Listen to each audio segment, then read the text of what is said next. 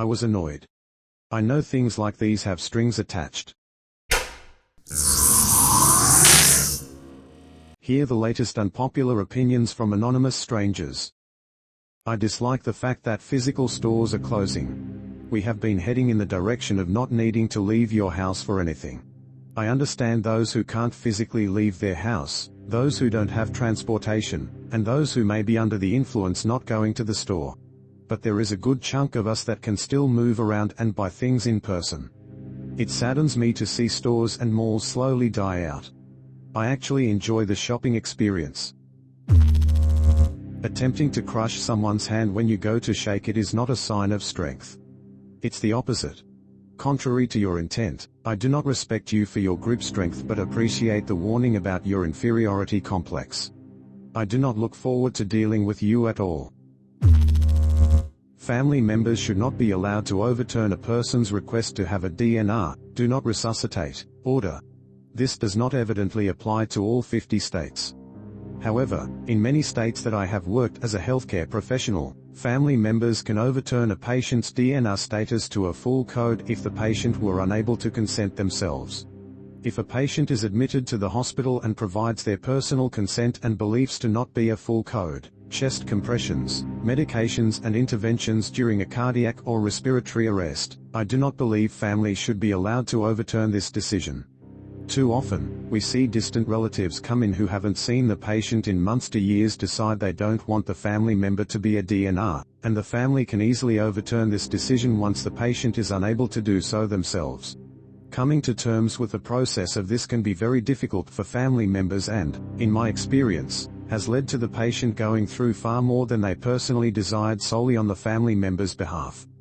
I do believe family members should be able to transition a full code status to a DNR status, but not the other way around.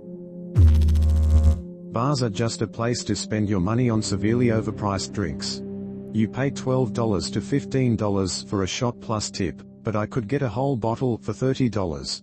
You pay $7 or $8 for a beer, but I could get a 12-pack for $15. Why should I run up a tab of $30 to $50 to go to a bar when I can get significantly more alcohol from the grocery store or Costco? Yeah, they have a football game going on, so what? I can watch it on the large TV I got at my house. If you have friends, then just invite them to your house to socialize. What's the need to go to a bar where they drain you out of your money? For a group of like 5 people, you can take care of them at your house for like $20 to $30 worth of alcohol. At a bar at a minimum $100. And on top of that you have to figure out driving situations, Uber, etc. Which is another huge headache and cost. The negatives far outweigh the positives, which are very few if any. You might meet a new mate or two, but that's pretty much it. You are paying 4 to 5 times as much for the venue, which frankly isn't worth it. Abolish all social media. I have told a handful of people this opinion and not once has anyone been 100% on board. Social media is terrible for humans. Here's why. 1. Self-inflicted harm rates among teenagers, especially females. Can't find the article, but it suggested rates are now higher for female teens than females in their 20 to 30 for the first time ever. If abolishing saves 100 people from death, this seems like an immediate no-brainer for me. Also, giving a child a phone for emergencies would be a lot less stressful knowing they won't immediately be exposed to social media. 2. Social media is really anti-social media. I used to be an offender of this, but people just sit on their phone in silence in the presence of each other and are pretending to be social online. Our ability to communicate is so poor these days, it's terrifying. 3. Polarization. Who watched that documentary on Netflix where the guy exposed how bad social media is? I forget what it's called. That guy showed us exactly how these companies profit off of polarized populations. It's driving a wedge between sides because everyone is hiding behind their keyboards. If these conversations were held in person, it would be way more calm. Add in how some countries spread misinfo on their political campaigns, and it's just terrible and dangerous to democracy. 4. Misinformation and fake experts. The recent thing that occurred that shut down a world would have lasted 3 months without social media, probably. So many experts that just get their information from other experts on social media. Imagine if we went back to reading reviewed articles and books, how much better things would be. Experts would need a PhD and not a Facebook account. 5. It's just not necessary. The phone is an amazing invention, and the internet too. FaceTime your friends, text your loved ones, email your co-workers. There's so many ways to interact with people on an actual personal level on your phone, where you can build actual relationships instead faking a life and connecting with people who are also faking that lifestyle. If you need social media to keep up with family members, then you're probably not that close anyway. 6. No more influencers. Imagine going to a concert and everyone is just vibing, taking it in instead of recreating cringy trends online. I understanding enforcing this would probably encroach on some free speech laws and be difficult to implement, but the states banned TikTok a while back. Those who advertise for companies on social media can still advertise elsewhere. This does mean no more Reddit most likely, but I would keep the educational part of YouTube, just no vlogs. We simply don't need it. As a note, I use Reddit, Facebook and YouTube only, and only on web browsers, never on my phone. The scruffy look is more attractive on men than the well-groomed, ultra-clean look. And by that I don't mean I like when men are unhygienic or don't take care of themselves at all. Hygiene is always important. I just find it more appealing when the male hair is a bit overgrown, maybe the hairstyle is a little messy or the beard bushy and growing as it naturally would without being trimmed to perfection. I think the term is controlled chaos. Gifting vacations is terrible. My in-laws actually sat the family down one Christmas and did a big Disney World reveal. I was annoyed. I know things like these have strings attached. Suddenly my family, husband, son, and I, are being forced to share our first family vacation with his parents, sister and her kids. My son was 3, still wearing diapers for accidents, and wouldn't remember a thing. This would be a week of stroller pushing, child and diaper bag carrying. I didn't want to go, I gracefully tried to bow out and was guilted into going. My husband had to miss a week of work unpaid, and only after much discussion explaining we couldn't afford to also pay for our own food for the week did they purchase a meal plan for us all. Being a family vacation meant making obligatory meetups, having no control over the dates. First week of summer vacation, place was slammed and scorching hot. It was just a fiasco. I salvaged what I could for us 3, and we had an overall good time. Going home was the biggest problem when the flight was overbooked and we had to pay out of pocket to upgrade to business class so we didn't get bumped. My husband would have missed another day of work. They were mad we left them there. Sigh. I'd honestly rather not get a gift than be gifted a vacation again. Stores that have a no-bag policy get a 1-star Google review from me. No exceptions. There is one thing I hate more than when a company treats its customers like criminals.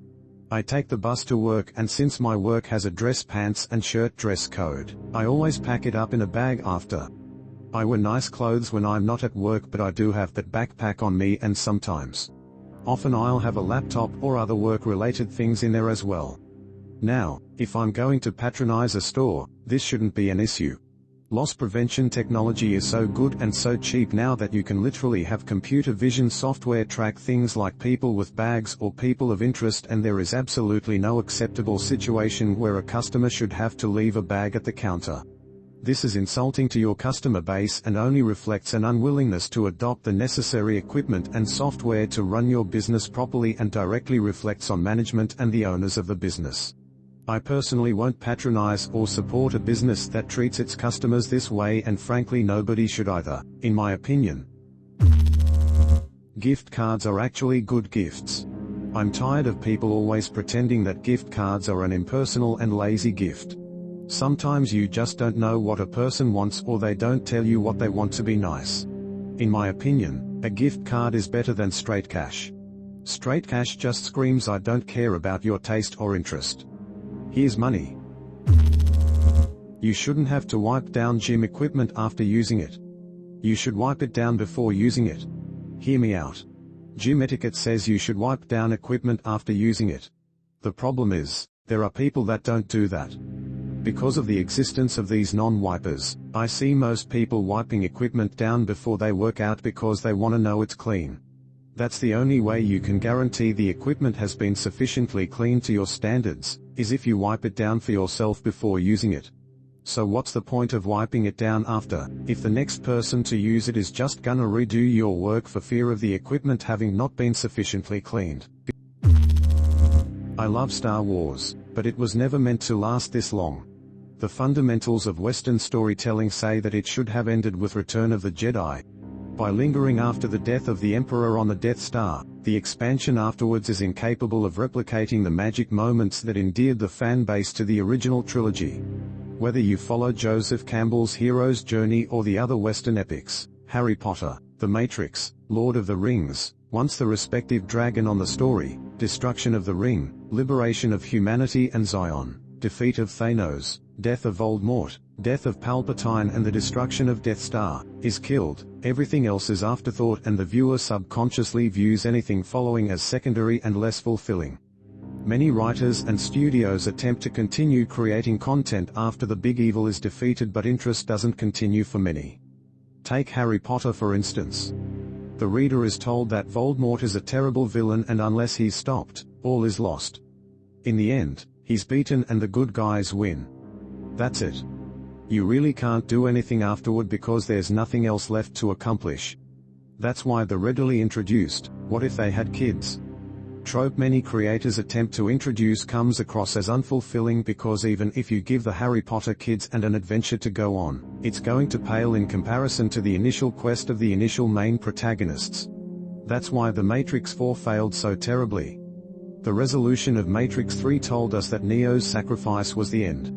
I love the Matrix trilogy, but that new movie was a complete mess if I ever saw one. Amazon's Looter is doomed to fail because the ring was destroyed. More isn't better, and what readers and viewers want these days is new properties with new heroes and heroines in new adventures. I wish more studios would figure this out. I want new, and I think a lot of other people do too. Unless you leave a voicemail, I will not return your call. Half the time it's just spam callers, and there'll be no reason to pick up anyway. But if someone calls me, even if it's somebody I know, I will not be returning the call I missed if there's no voicemail or text. I genuinely hate being on the phone anyway, so if it is something important you should be leaving a voicemail or sending me a text additionally, or else I'm gonna assume it's not important and not returning the call. It's just as simple as that. There's no reason to disrupt my day of work, or my day off to take a phone call that probably wasn't important in the first place anyway. Libraries would make better schools than most other schools. Most people hate school, but I always loved going to the library. What if we took the money used for schools and poured it into libraries, added a personal fitness opportunity, and had everything in voluntary classes? Most libraries have a little kid zone. We could have different sections like for dinosaurs, space stuff, etc. Whichever one you pick, you learn basic reading, writing, and arithmetic in that theme. That way, everyone gets the basics while having fun. Then you have classes that are free or cheap that are either done by an instructor or online, whichever you prefer. You give out certifications instead of grades. They could become community centers, and that would promote education without the need of compulsion. Public transport stops there would be regular. You could have businesses sponsor the school, and then people could get connections for apprenticeship in the area. This would funnel productive jobs into the area, unlike expecting people to go to college, which will be more likely to funnel them into big cities while also putting them in debt. This would change colleges into centers primarily focused on research and study. It would mean more people would go because they're passionate about a subject and not because they just want a job. This would be great for the sciences, humanities, etc. If libraries were thought of as our primary education source and not schools, we'd all be better off financially, happier, and probably healthier physically and socially. I hope you enjoyed today's video. Did you agree with any of these opinions? Just do me a favor, if you do give up all your social media accounts, at least keep YouTube so you can stay subscribed to my channel for daily content.